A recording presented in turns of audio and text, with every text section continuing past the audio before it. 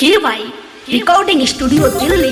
ना थके कभी पैर ना हिम्मत हारी है, ना थके कभी पैर ना हिम्मत हारी है। जज्बा है ग्राम पंचायत राज पचुआ का, जज्बा है ग्राम पंचायत राज पचुआ का, इसलिए विकास का सफर जारी है, विकास का सफर जारी है। हाथा जोड़ी रउआ सबसे करी गुहार जी, हाथा जोड़ी रउआ सबसे करी गुहार जी। मुखिया के पद से हम होत बानी खार जी।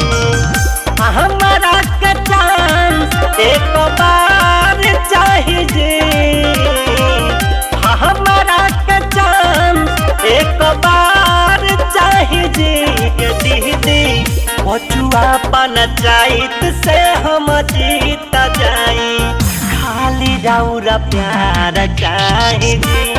भैया पचुआ पंचायत से निकल जाई, खाली राउरा प्यार चाहिए जी। अब की बार ग्राम पंचायत राज पचुआ से उर्मिला देवी शिव शंकर महतो जी के अधिक से अधिक रउआ सब सपोर्ट करी और ज्यादा से ज्यादा रउआ सब वोट दे के विजयी बनाए। पूछो समाचार सबके दुआरा पर आके, बहुतिया न भूलब कहो तानी क्रिया खाके। पूछो समाचार सबके दुआरा पर आके, बहुतिया न भूलब कहो तानी क्रिया खाके।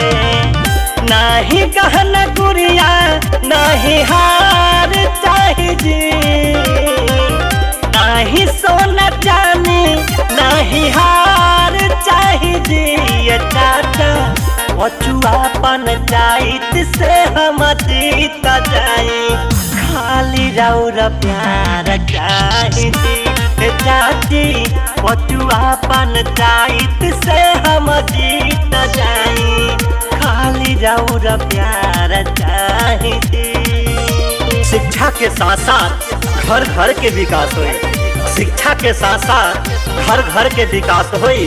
उर्मिला देवी मुखिया पद के प्रत्याशी अपन बेटी के भारी से भारी मत से रउआ सभी विजयी बनाए। पंचायत में काम करब इहे बाइरादा, पूरा मिला देवी सबसे तारी वादा।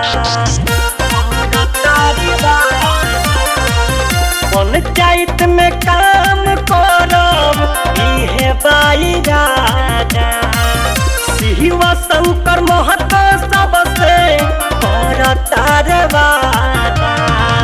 सहबल के वोट अब की बार चाहिए जी, सहबल के वोट अब की बार चाहिए जी।